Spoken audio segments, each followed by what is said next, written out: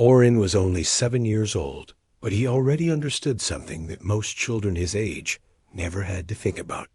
He understood what it meant to be alone. Not the small loneliness of sitting by yourself on a playground or eating lunch without friends, but a bigger kind of loneliness, the kind that fills the air around you and makes the world feel too quiet. The kind that makes even your own footsteps sound strange. For as long as he could remember, people whispered about him. Sometimes in fear, sometimes in pity, sometimes in confusion. "He's the last one," they would say, as if he wasn't standing right there. The last human child. And every time he heard it, Oren felt a little piece of his heart fold in on itself. He didn't understand why humans had stopped having children. The grown-ups talked about it in complicated ways, using words like collapse, environmental damage, and biofailures. But Oren didn't have the full story, and nobody seemed willing to explain it properly. All he knew was that something happened before he was born, something that left him as the only child left out at first. The world treated him like a miracle. Scientists wanted to study him. Leaders wanted to make speeches about him. People wanted to take photos with him, as if he were some rare statue that might disappear overnight. He was passed from place to place. Labs, shelters, government homes always watched, always tested, always kept behind glass or metal doors. Even the people who cared for him spoke softly around him, as if he were a delicate object. "Be careful," they whispered to one another. "Don't upset him." But nobody asked him what he wanted. For a long time, Oren tried to be brave. He tried to smile when the cameras were pointed his way. He tried to listen when adults talked around him like he wasn't there. He tried to stay calm when doctors examined him or machines scanned him. But inside, he felt like his life wasn't really his own. Everything changed on a cold gray morning when the sky looked tired. He was sitting on the edge of a metal bed in another temporary room. He had lost count of how many places he had lived when a group of officials entered. They wore dark uniforms and spoke in low, serious voices. Even though they tried not to look worried, Oren could feel that something important was happening. One of them knelt to meet his eyes. "Oren," the man said gently, "we are moving you to a safer place." Those words sounded familiar. Too familiar. He had heard them before every time his life was about to be changed without asking him. "Is it another lab?" Oren asked quietly. The man paused. "No, it's different." Another official stepped forward. "We found a planet where you'll be protected, where no harm can come to you. You'll be safe there, and you won't have to worry about being moved anymore." They said all the right words, but Oren could feel something else beneath their voices. A shaky undercurrent, a feeling that they were hiding something big. He wasn't old enough to understand politics, but he was old enough to understand when adults were scared. He looked at their faces one by one. None of them met his eyes for very long. "Why can't I stay here?" Oren asked. Not this time. Nobody answered. The silence felt heavy, like someone had dropped a stone into his stomach. Oren wasn't loud or angry. He simply nodded, because what else could he do? He had never been allowed to say no to anything before. It led him down long hallways, through doors that opened only for the highest-ranking officials. He saw screens showing news reports, maps with blinking red lights, and tired-looking leaders arguing behind closed windows. Everyone seemed stressed. Everyone seemed afraid of something. And he knew, without being told, that whatever they feared had something to do with him. Soon they brought him into a large launch bay. The space was huge, with tall walls and metal platforms stretching over 2 floors. In the center was a small pod round, silver, and strangely quiet. Not like the large ships he had seen before. This one looked almost like an escape bubble. "It's only temporary," someone said. "Just until we stabilize things here." But Oren noticed that the pod was equipped with a long-distance drive, the kind used only for missions that weren't meant to come back. He noticed that nobody had prepared a return plan. No landing crew. No return schedule. No destination listed on the screen that humans normally showed when someone departed. He might have been a child, but he wasn't foolish. "You're sending me away," he whispered. The officials froze. They exchanged uncomfortable glances. No one dared deny it. A woman finally spoke up in a soft, trembling voice. "Orin, people are scared. They think you might be the cause of what's happening to us.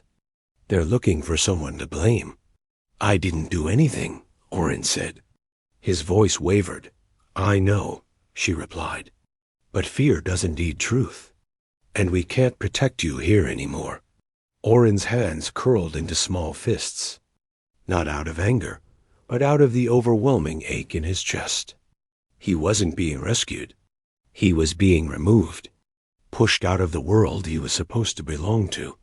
"Where am I going?" he asked, trying to keep his voice steady.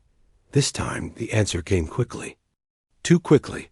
To a planet called Dracoria. The name sounded strange.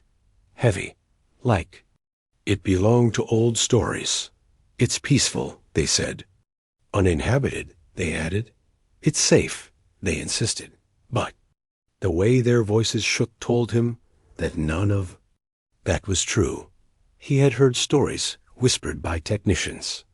Stories about Dracoria, a world of giant dragons. A place humans feared so much that they had built entire warning systems around it. A place where no human ship ever dared to land. Not because dragons were cruel, but because they were powerful, ancient, and proud. Humans didn't understand them, and humans feared what they didn't understand. Why? Orin asked softly. He felt his throat tightening. Why there? No one answered.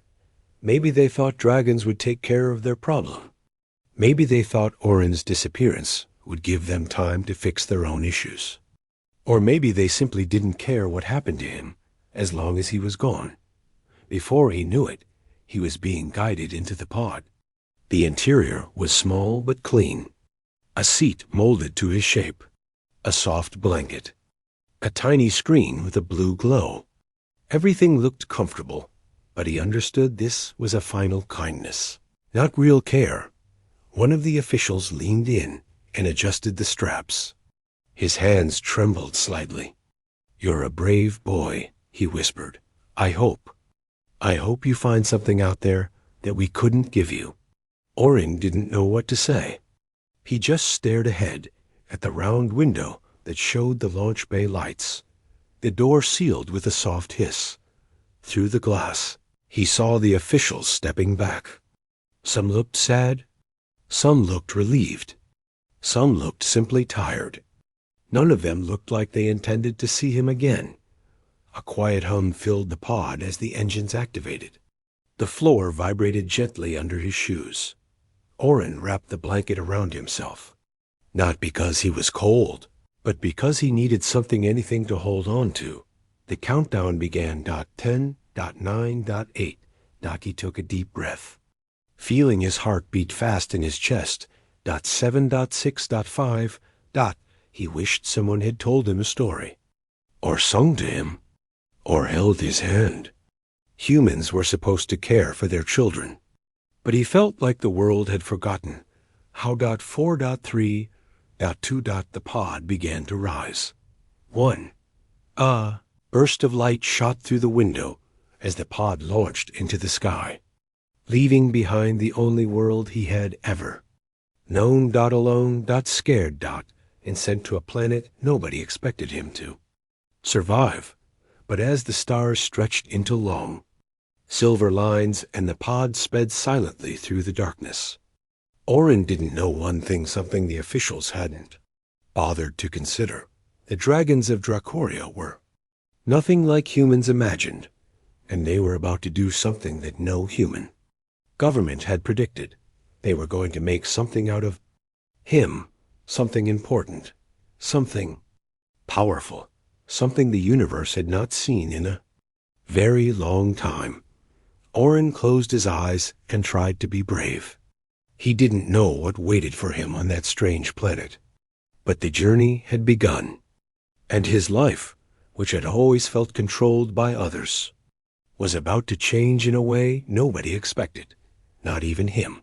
The pod carrying Orin moved silently through space, like a tiny silver seed drifting through endless darkness. He didn't know how much time had passed. Space made time feel strange, slow in some moments, and then suddenly fast in others. Sometimes he slept. Sometimes he stared out of the round window and watched stars float by like glowing dust. There was no voice talking to him, no soft music, no friendly face checking on him. The pod was made to keep him alive, nothing more. He ate small packaged meals, drank water from a tube, and tried not to think too much. Thinking only made the loneliness worse. He wondered what Dracoria would be like. In old storybooks, dragons were always shown as huge creatures with wings and fire. But he didn't know if those drawings were true, or just made-up pictures from people who had never seen one.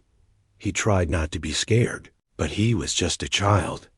Sometimes he pulled the blanket up to his chin and whispered to himself, "It's okay. It's okay." Even though the words didn't fully convince him, after many days or maybe weeks, the pod systems began to beep softly.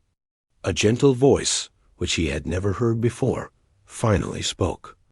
Approaching destination. Prepare for landing. Orin's chest tightened. This was it. He sat up straight and held the sides of his seat as the pod shook slightly. Through the window he saw a planet growing larger and larger. Drak. It was nothing like Earth. The planet glowed with warm colors, deep orange, gold, and hints of soft blue. Rivers of bright lava wove through dark mountains like threads of melted sunlight. Some areas were covered in tall, shining trees with leaves that looked like metal reflecting the sun. The skies were misty, glowing like morning light, even though it wasn't morning. The pod entered the thick clouds, and the window fogged for a moment. When it cleared, Orin saw open land below a valley, with smooth black rocks and billows of steam rising from cracks. The pod slowed down gently, almost like a feather dropping onto sand. Then, thump! It landed. For a long moment, Orin didn't move. He just listened to the soft hum fade and waited for someone or something to appear. But nothing happened. He unbuckled the straps slowly, stood up on shaky legs, and walked to the door. It opened with a soft hiss, letting warm air rush in. The air smelled different, like deep earth mixed with something sweet and smoky. Not bad, just unfamiliar. Orin stepped out. The ground felt warm under his shoes. Not hot enough to hurt, but warm enough to remind him that this place was alive in a way. Earth wasn't. The sky above him was huge and glowing, and he felt very small beneath it. He took only a few steps before he heard something behind him, a low, deep sound like air moving through a giant tunnel. He froze. His heart thumped loudly in his ears. Slowly, very slowly, he turned around. A dragon stood there. It was bigger than any creature he had seen in pictures. Its scales shimmered between silver and deep blue, catching the light with every tiny movement. Its wings were folded neatly behind its back, and its long neck curved gently as it lowered its head to study him. But the dragon did not look angry. Its eyes were calm, glowing softly like warm lanterns. It seemed curious, almost gentle. Orin couldn't breathe for a second. The dragon blinked once, slowly, like it wanted him to know it meant no harm. "Hello?" Orin whispered, though he wasn't sure if dragons understood human words. The dragon tilted its head. It took a slow step forward, and the ground under it vibrated slightly, but not in a scary way, more like the deep thump of a drum far away. "You are small," the dragon said. Orin nearly fell backwards. The voice didn't come from its mouth like human speech. It felt like the sound came from the air itself, soft and clear. You can talk? Orin whispered. The dragon lowered its head again, as if amused. Of course. Who are you? My name is Orin, he said, his voice trembling but honest. I didn't mean to come here. They sent me. The dragon's eyes softened. Humans sent you here? Orin nodded. I'm sorry if I wasn't supposed to come. The dragon straightened up slightly and looked around, sniffing the air as if checking something. You carry a strange light, it said. A warm one. Very gentle. Orin didn't understand what that meant, but before he could ask, another dragon landed nearby. This one was slightly smaller, with greenish gold scales that looked like sunlight through leaves. It stared at Orin with wide, surprised eyes. This dragon spoke too, but its voice was younger, quicker. Is that a human? A real human? Yes, the first dragon answered calmly. A very young one. The second dragon stepped closer, but kept a respectful distance. I've never seen a human before. They look softer than I imagined. Orin didn't know if that was a compliment or something else. He hugged his blanket tightly around his shoulders. I'm not dangerous, he said quickly. I promise. The second dragon let out a small puff of warm breath. Not fire, just air. We know, it said gently. You are too small to be dangerous. The first dragon lowered its body slightly, a gesture that seemed polite. Child Orin, this land can be confusing for humans. It changes with heat and wind. Stay close. You should not walk alone. Orin hesitated. He had never held a dragon's trust before, but something about their voices felt calm and safe. And he didn't want to be alone in this huge, strange world. Okay, he said softly. The two dragons guided him away from the pod, walking slowly so his small legs could keep up. As they moved through the valley, Orin saw more of Dracoria. Pools of warm water reflected the glowing sky. Strange plants with shimmering petals grew from cracks in the rocks. Gentle puffs of steam rose like soft breath from the ground. It wasn't a dangerous place. It was different, yes, but beautiful in a way Earth had never been. After a short walk, they reached a wide-open area where a few more dragons were gathered. They looked up as Orin approached. None of them roared or bared teeth. Instead, they stared with a mix of curiosity and confusion, whispering among themselves in low, warm tones. One older dragon stepped forward. Its scales were deep red with streaks of gold. It seemed wise, calm, and patient. What have you brought? It asked in a voice that sounded like the soft crackle of warm firewood. A child, the first dragon replied. Human, alone. The elder dragon lowered its head to Orin's level. Orin tried not to step back. He stood still and lifted his chin just a little. You are very brave, the elder said. Most young ones would be crying. Orin swallowed. I'm trying, he whispered. The elder nodded slowly. Your heart is steady. That is good. The dragons formed a half circle around him. They were large, yes, but their presence felt more like a group of curious neighbors than dangerous beasts. The elder dragon thought for a long moment. Then it said something that changed everything. He will not survive alone. We cannot leave him here. We must take him in. The other dragons murmured in surprise, but none disagreed. Orin felt a warm wave of relief wash over him. The elder's voice softened even more. Child Orin, you may stay with us. We will help you understand this land, and you will not be alone anymore. It was the first time someone had promised him that. He felt his eyes sting with tears, but he wiped them quickly. He didn't want to cry in front of them. The first dragon lowered its wing like a ramp. Come, it said. We will show you where the air is cool and the ground is gentle. You can rest. Orin climbed carefully onto the dragon's back, feeling the warm, smooth scales under his hands. When the dragon rose, he gasped softly, not out of fear, but out of wonder. He was flying high above glowing rivers, tall, shining trees, and soft drifting clouds. For the first time in a long, long while, he felt something new blooming quietly inside him. A feeling he had almost forgotten. Hope. And far below them, untouched and unbothered, the small silver pod sat quietly in the valley waiting for a crew that would never arrive, because Orin's life on Dracoria had already begun, and the dragons were already becoming something he never expected, his protectors. And maybe, in time, his family. The dragons carried Orin high above the glowing lands of Dracoria, and although he was scared at first, the warmth of the dragon's scales under him made him feel strangely safe. The wind brushed gently against his face, and he held on tightly as they glided through the sky.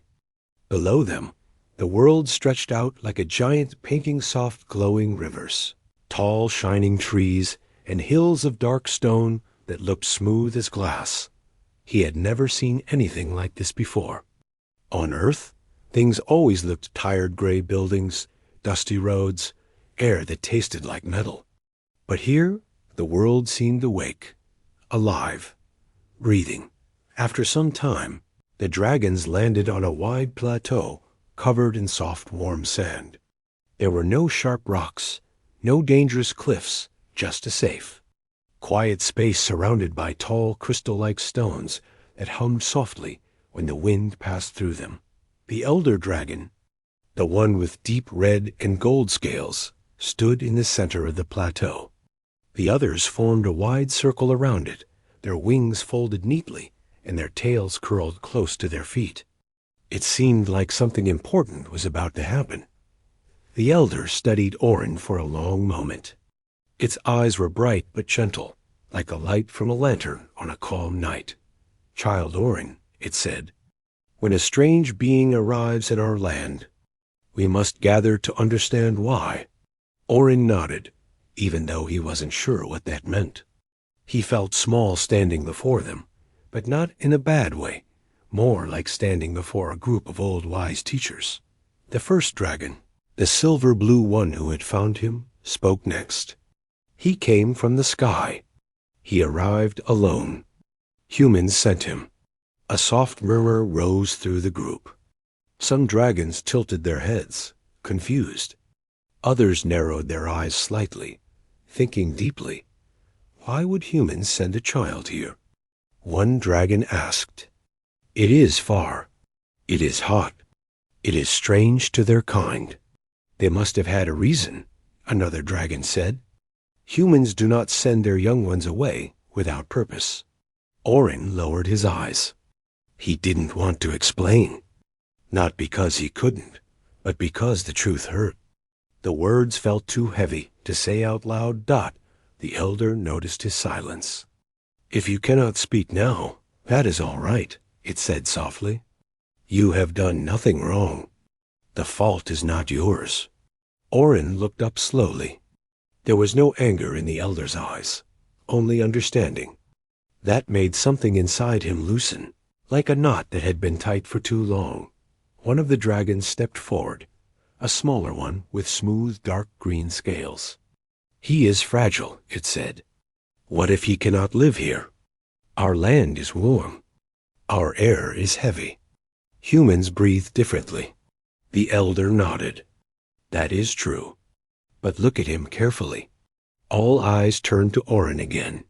He felt the attention like a warm wave brushing over him. "Do you feel it?" The elder asked quietly. It took Orin a moment to understand they weren't speaking to him. They were speaking to each other. The first dragon nodded. "I felt it the moment I saw him. A warm glow. Very soft.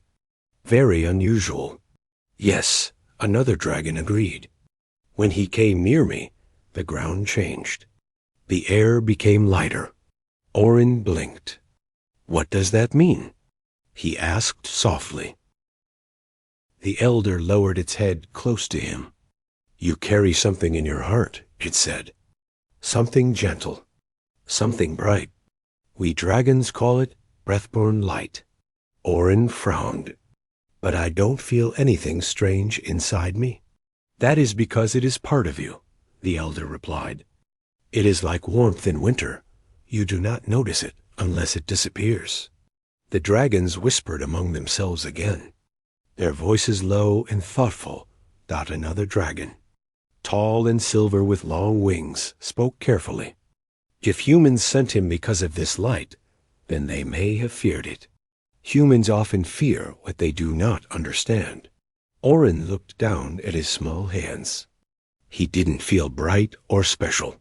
He didn't feel important. He felt lost, alone, confused. I didn't ask to come here, he whispered. I didn't want to leave. The group fell silent. Even the soft wind seemed to pause. The elder stepped closer until its warm breath brushed lightly against Orin's face. We know, it said gently, and you will not be alone now. Orin's throat tightened. He took a tiny step forward and touched the elder dragon's front foot. Just a small touch, just a fingertip. The dragon didn't pull away. Its scales were warm, almost like heated stone. Why are you being kind to me?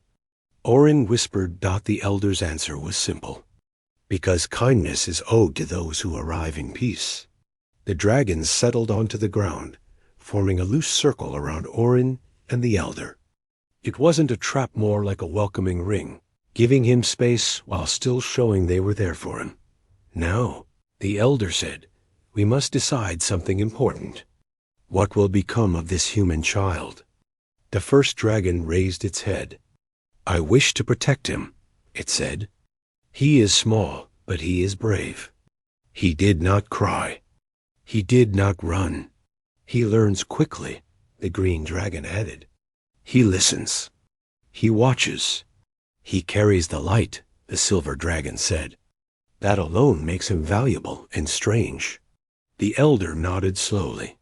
Yes, and because of this, we cannot send him away. He would not survive alone. And we cannot return him to humans. They sent him across the stars with no care for his safety. That tells us much. Orin felt a chill run down his spine. Hearing it spoken aloud made everything real. Humans didn't want him. They didn't plan to bring him back. They were done with him. The elder looked at him with gentle eyes. Child, you may live with us. We will teach you our ways. We will protect you. And one day, when you are older, you may choose your own path. The words washed over him like warm rain. He didn't know he needed them so badly until they were spoken. I can stay? Orin asked, afraid to believe it. Yes, the elder said simply. You can stay. Orin felt a tear escape the corner of his eye. He wiped it quickly with the back of his hand, hoping none of the dragons noticed. But they did. They noticed everything. The first dragon lowered its wing again. Come, it said gently. We will show you our home. Orin climbed onto its back, settling between the warm ridges of its scales. As they flew, he looked back and saw the dragons watching him from the plateau, their eyes glowing softly. It didn't feel like a group of creatures studying him anymore. It felt like a group of guardians. A group that had chosen to stand beside him instead of turning away. They flew toward a place where tall crystal towers rose from the ground, like giant shining trees. The air grew cooler as they approached, and soft lights floated between the towers like drifting fireflies. This is our gathering place, the first dragon said. Here we rest. Here we learn. And now you will learn too. When they landed, Orin slid off the dragon's back and looked around in amazement. He saw dragons resting on wide stone platforms, some reading old scrolls with glowing symbols, others humming soft tunes that made the crystals vibrate gently. Few younger dragons, barely larger than horses, peeked out from behind the towers, staring at him with wide, curious eyes. They whispered excitedly among themselves. That's the human. He's really small.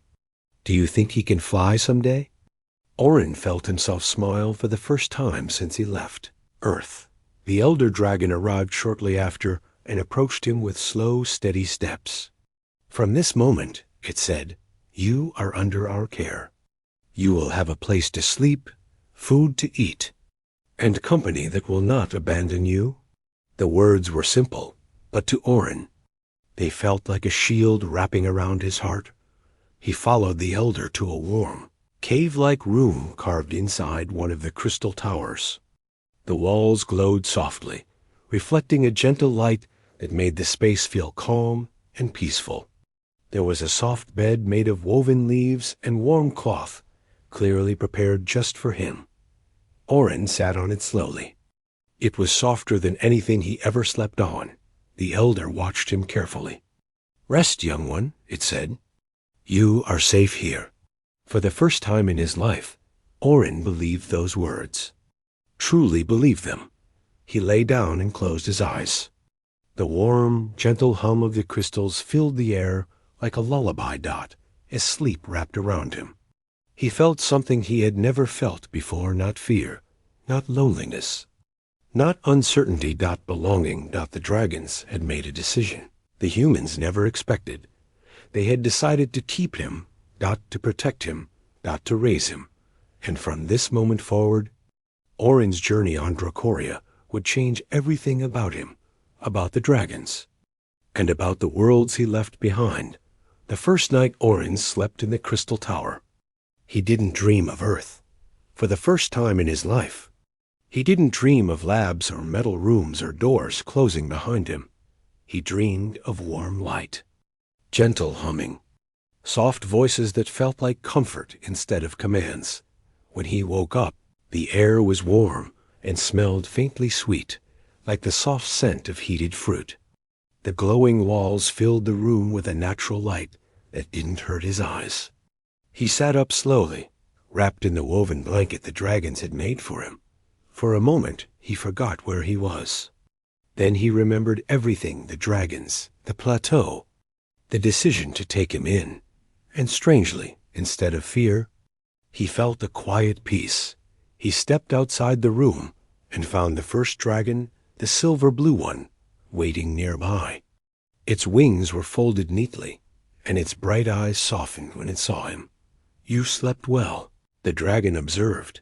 I did, Orin said, rubbing his eyes. Better than I did back home. Good. Rest is important for small ones. Orin smiled a little. The dragon's calm voice made him feel safe, like someone watching over him without trying to control him. The dragon lowered itself so he could climb on its back. Come, we will show you more of our home. Orin held on to its warm neck ridge as they walked slowly through the tall crystal structures. Everywhere he looked, dragons were doing things he never imagined dragons doing. Some studied glowing scrolls with strange symbols.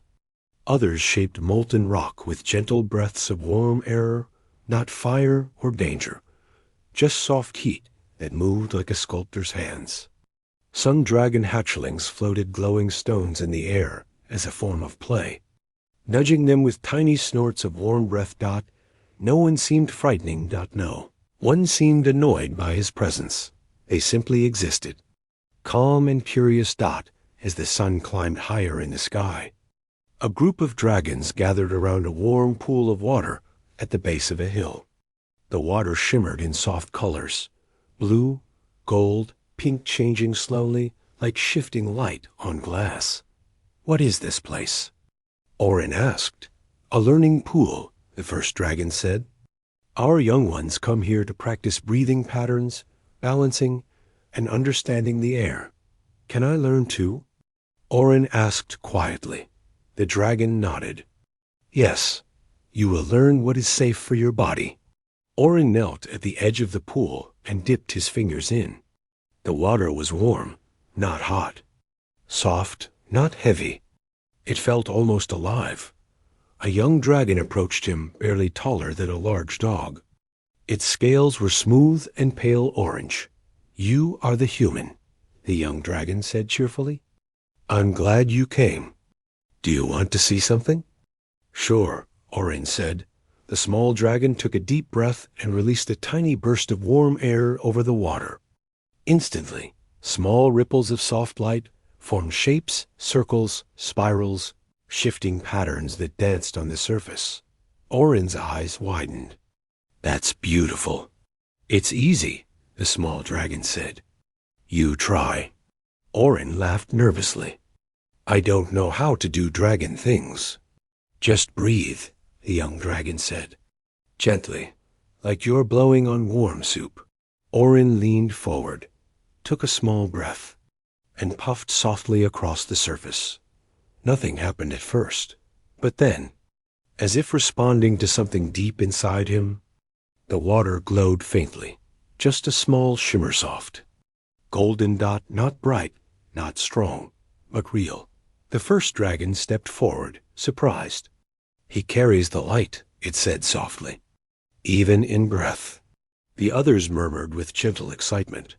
Orin backed away slightly, worried. "Did I do something wrong?" "No," the first dragon said. "You did something rare."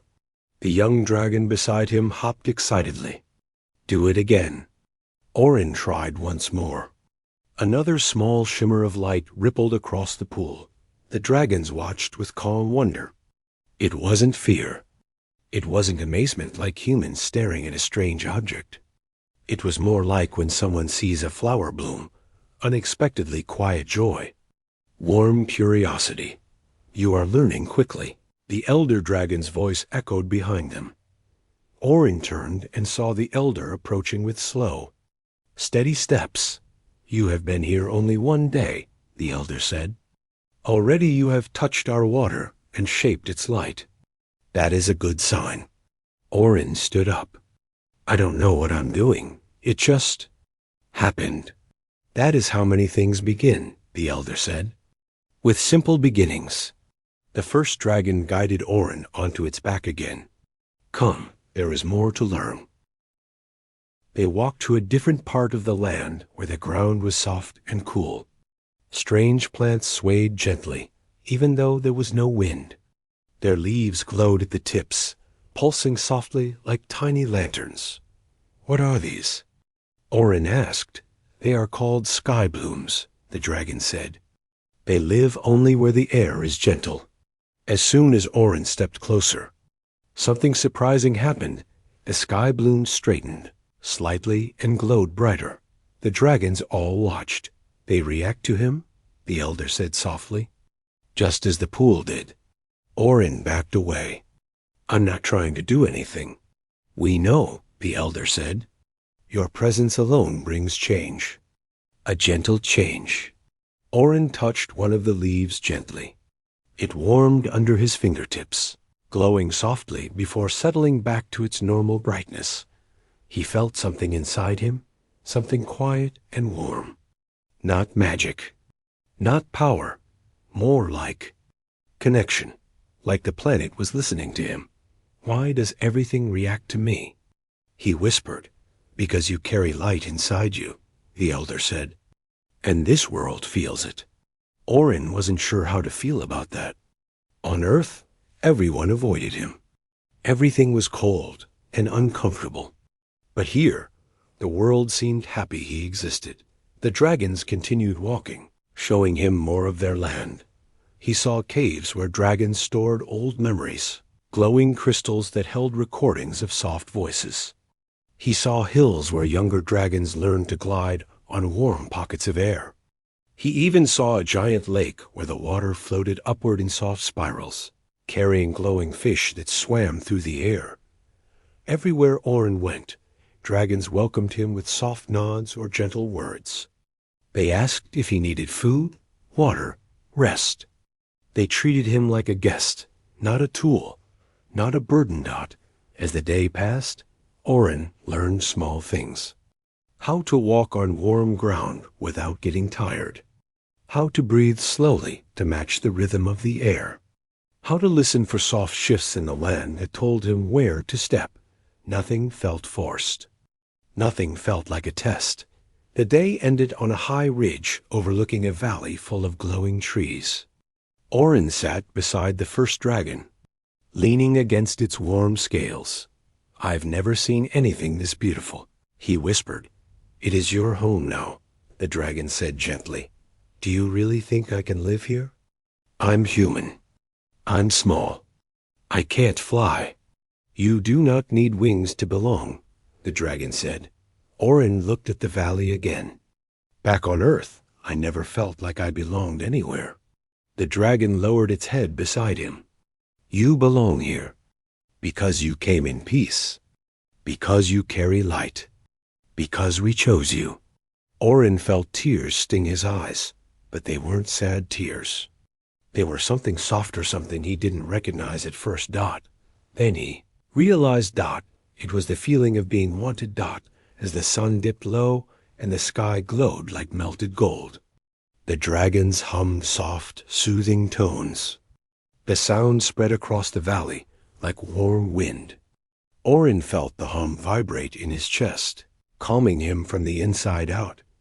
He leaned against the dragon's side and closed his eyes.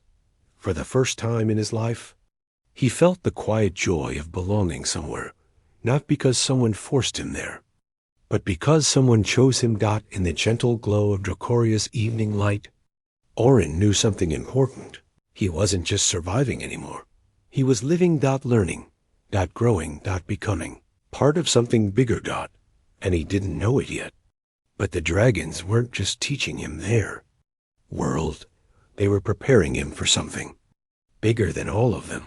A future nobody, neither humans nor dragons, could ever predict. The days on the dragon planet passed in a way Orin had never experienced before. Time didn't feel heavy or rushed. It moved gently, like warm wind sliding across the glowing valleys. Every morning, the dragons woke him with soft hums that echoed through the air. The sound wasn't loud. It wasn't sharp. It felt more like comfort than a call. Orin quickly fell into a new rhythm, something that felt like a real life, not just surviving. Each morning, he learned something new. Sometimes the older dragons taught him about the land, how the ground carried memories, how the air changed color depending on the season, how light shifted in patterns that could guide travelers. Other times, the younger dragons simply played with him, letting him join their small games with glowing stones or warm pools. He no longer felt like an outsider. Every single dragon treated him with a quiet respect that surprised him every day. But something else was happening too, something Orin didn't fully understand. His body began to feel lighter. His breath seemed to carry warmth instead of cold air. His footsteps left faint shimmers behind him, not bright, just soft, like sunlight reflecting on water.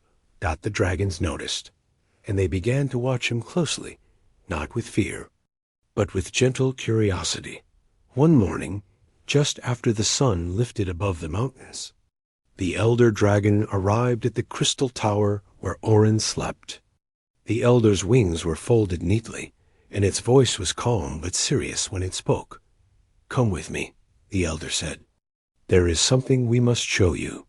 Orin climbed onto its warm back, and they took a slow path across the valley. The wind was cool and soft, brushing against his face like a gentle hand. Below them, dragons glided, trained, carved stones, and shared quiet conversations. Everything felt peaceful, but the elder didn't speak during the entire journey. It moved with purpose, heading toward a place Orin had never seen before, a tall ridge glowing faintly at the very edge of the valley. When they landed, Orin stepped off and looked around. The ground was covered in small crystals that hung softly under his feet. They weren't sharp. They were smooth, like polished glass. Their glow grew brighter each time he took a step, responding to him. "Why is the ground lighting up?" Orin asked nervously. "It reacts to life," the elder said. "But it reacts strongest to those who carry inner light." Orin looked down again. The crystals shimmered like tiny stars with every breath he took. "I don't understand," he whispered. You will, the elder said. In time? They walked forward slowly until they reached a wide entrance carved into the side of the ridge. The opening glowed with a soft golden hue, as if sunlight lived inside instead of outside. What is this place? Orin asked. An old chamber, the elder said. Very old. Older than any dragon alive. It holds the memory of our beginnings. Orin felt a shiver of excitement and fear. But why bring me here? You will see. The elder lowered itself, and Orin followed it inside. The chamber was huge, far bigger than it looked from the outside. Light flowed across the walls, like gentle waves. The air felt warm and calm, as if the room was breathing with him. In the center of the chamber floated a crystal, unlike anything Orin had ever seen. It was not sharp or shaped like the others. It was round and smooth, glowing softly like the moon. The elder bowed its head toward it. This is the Heartlight Stone. Orin stared. What does it do? It remembers, the elder said quietly. It carries the story of our world from the beginning, and it shows itself only to those it chooses. Orin felt his heart beat harder. But why me? The elder didn't answer. Instead, it motioned for him to step closer. Orin approached the floating stone slowly. With each step, the glow grew brighter. He hesitated, unsure if he should touch it, but the stone drifted toward him gently, as if reaching out. When it hovered just an arm's length away, Orin lifted his hand, breathing deeply. His fingertips brushed the surface. Instantly, the room changed. Light surrounded him, soft, warm, not harsh. Visions flowed around him like gentle waves. He saw ancient dragons, much larger than any alive today, soaring over glowing lands. He saw early hatchlings learning to hum and shaping light with their breaths. He saw peaceful valleys, bright skies, and a world filled with calm energy. But then, suddenly, the vision changed. He saw a swirling darkness in the sky, a drifting, spreading shadow. It wasn't alive. It wasn't a creature. It was more like an emptiness, a sickness, a slow dimming of everything bright. The dragons tried to push it away, but their light wasn't enough. Many struggled. Some grew weak. The land dimmed, and then, just when the darkness grew strongest, a small spark appeared. A tiny, bright spark like a star, dragon light. Something different, something new.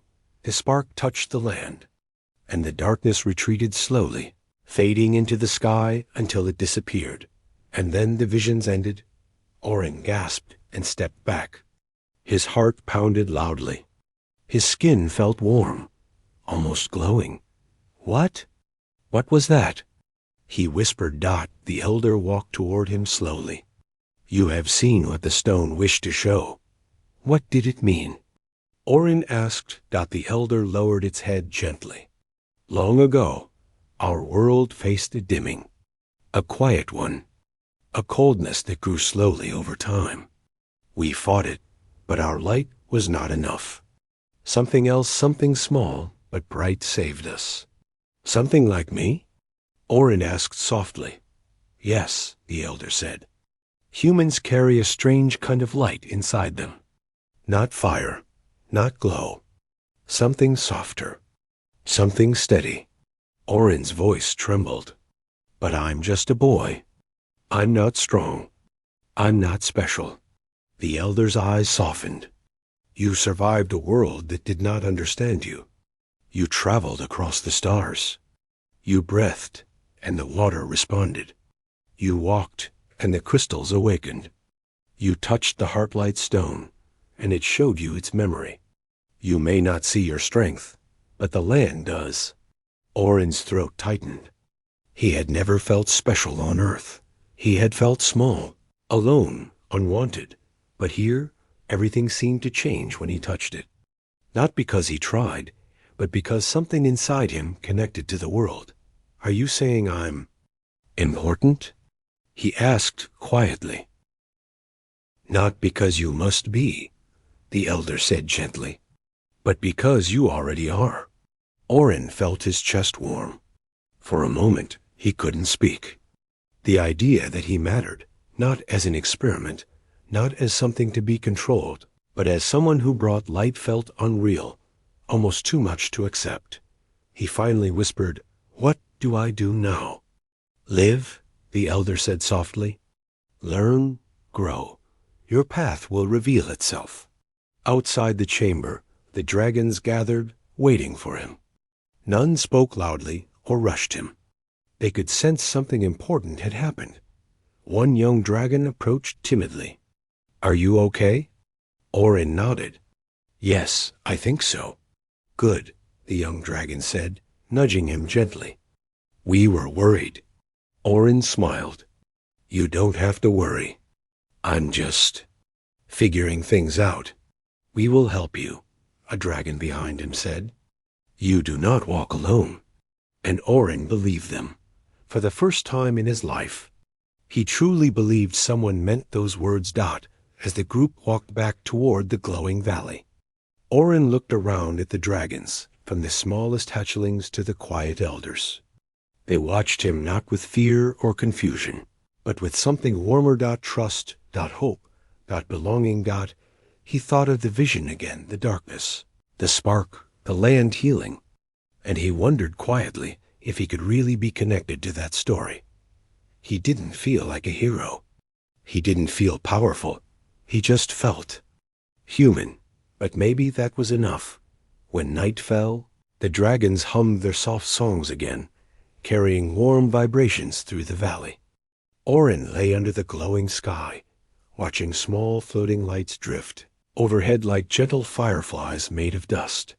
He didn't know what tomorrow would bring. He didn't know what the darkness in the vision meant, or whether it would return. But he knew this much. He wasn't alone anymore, and whatever path opened next, he would walk it with dragons beside him. And a quiet light growing inside his heart. Something big was coming, something the dragons hadn't told him yet, something they hoped he would be ready for. And deep inside him, the Heartlight Stone's warmth still glowed soft, steady, alive. The night after Orin touched the Heartlight Stone felt different from every other night. The air was calm and gentle, but something quiet stirred deep inside him, like a soft humming he couldn't explain. It wasn't scary. It wasn't painful. It felt more like the world was whispering, waiting for him to understand something important.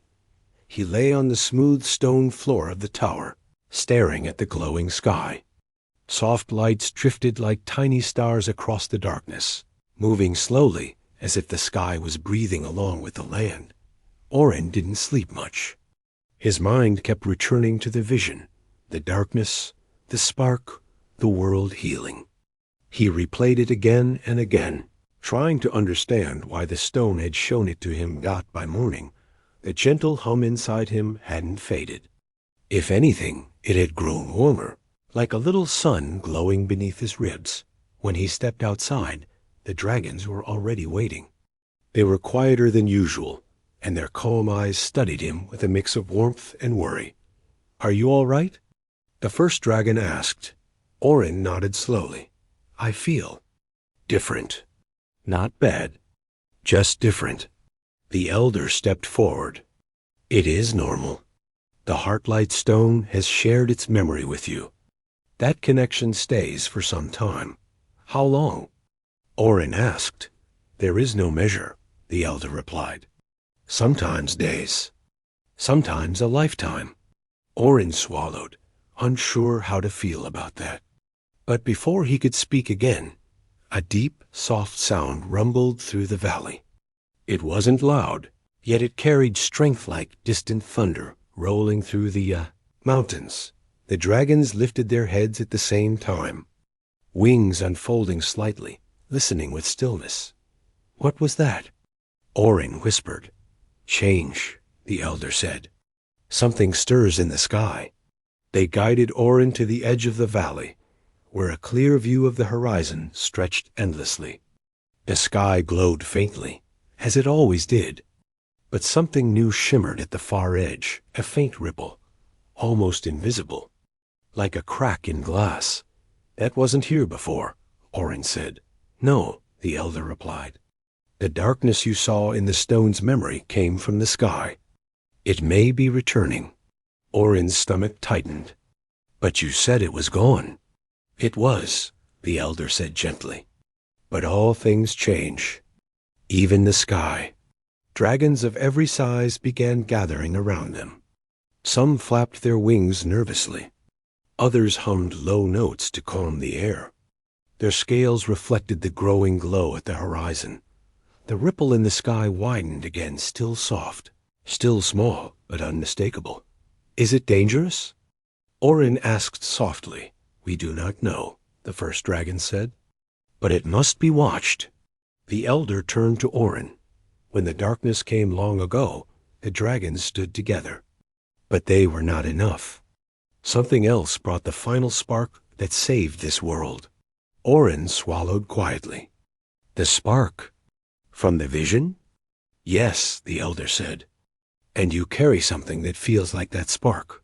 Orin stepped back. But I don't know how to use it. I don't know what it is. I didn't come here to fix anything. I didn't even know this world existed. We know, the elder said. You were not brought here for a task.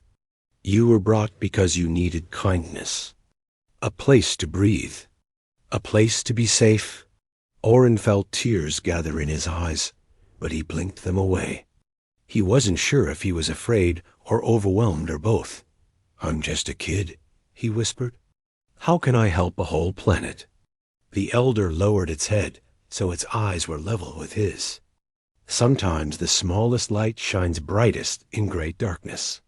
Orin didn't know what to say. The dragons slowly began humming, a long, soft sound that filled the valley. The air warmed slightly, and glowing dust rose around them, swirling like gentle mist. The first dragon leaned close to Orin. We will teach you. Not because you must fight anything, but because you must understand yourself. The lessons began slowly. They took him to the same warm pool he had visited days before. When he breathed gently over the surface, soft golden light rippled outward without effort. You see?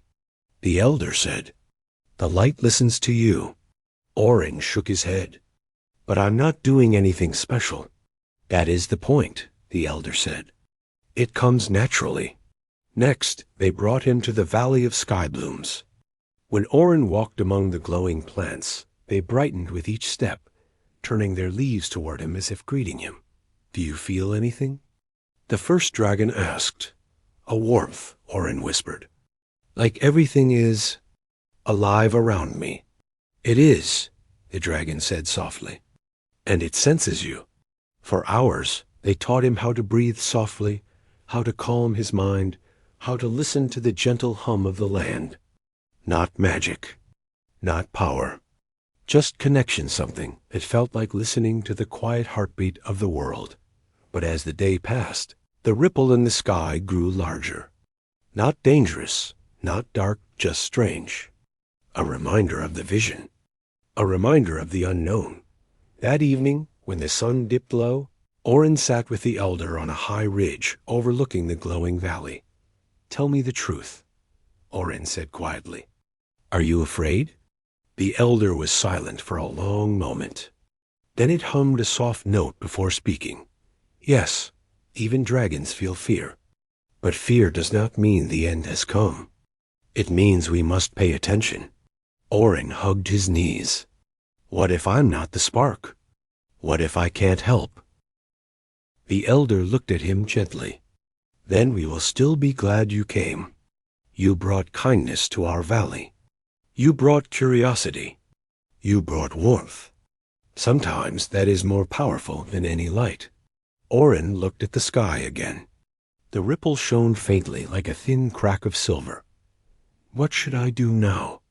He asked. The elder nodded toward the valley. Sleep, rest. Light grows best in calm hearts. Orin lay on the soft ground, the sky glowing above him. He listened to the quiet hum of dragons settling for the night.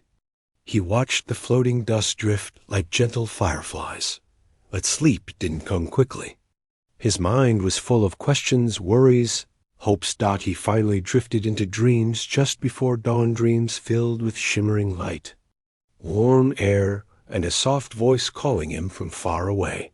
The next morning, he woke to bright sunlight and the distant hum of dragons gathering. He rushed outside and saw them looking up at the sky. The ripple had grown again, but instead of darkness, something bright shimmered within it. A gentle glow, soft and warm, spreading slowly like dawn. The elder turned toward Orin. Do not fear. This is not the same darkness from the past. This is something new. The glow spread wider. It wasn't cold. It wasn't heavy. It felt peaceful. Orin stepped forward, heart pounding. For a moment, he felt his chest warm again. The same warmth the heart-light stone had awakened. He closed his eyes, and the glow in the sky pulsed gently in response. The dragons gasped softly, not in fear, but in wonder. It listens to him, the first dragon whispered. He is part of the light. Another said. The elder looked at Orin with quiet understanding. This is your spark, not a weapon, not a force, a connection. You feel the world, and it feels you. Orin opened his eyes. He didn't fully understand what he had done. He had only focused on calmness, on warmth, on care, on wanting nothing more than for the land to stay peaceful. And the sky had listened. The glow settled, the ripple smoothing into a soft shimmer. The dragons exhaled slowly, wings relaxing. You guided it, the elder said gently. Orin shook his head. I didn't mean to do anything. I just wanted everyone to be okay. That is light, the elder said. Not power, not control, care. Orin stood quietly, realizing something important. He didn't need to be strong. He didn't need to be a hero. He just needed to be himself. The dragons gathered around him, forming a gentle circle. Some bowed their heads. Others hummed warm notes. The young ones pressed closer, eyes bright. One of them whispered, You're part of us now. Orin smiled softly. I feel like I am. The elder placed a wing lightly behind him, not holding him, just supporting him. You were the last human boy, the elder said, sent here without kindness, without hope. But this world chose to give you both. And you gave something back. Orin looked across the valley, the glowing trees, the warm pools, the dragons gliding in soft patterns across the sky. This place saved me, he said quietly. And you helped save it, the elder replied. The sky shimmered whilst time, then settled into calm light. The danger had passed, if it had ever truly been danger. The connection was restored. The world was at peace again. And Orin finally understood. He wasn't brought to this planet to fight or fix anything. He was brought here to belong, to grow, to be seen, to bring a gentle spark of human warmth to a world that listened to every breath he took. He wasn't a symbol. He wasn't a tool. He wasn't an experiment. He was simply a boy with a quiet heart. And that was enough. As the dragons carried him back toward the valley, humming softly around him, Orin closed his eyes. For the first time in his life, his future didn't feel heavy or frightening. It felt open, warm, bright. A new story was beginning, one he would write with every small step, every gentle breath, every connection he made. And he knew deep inside that on this glowing world full of dragons and light, he had found his true home.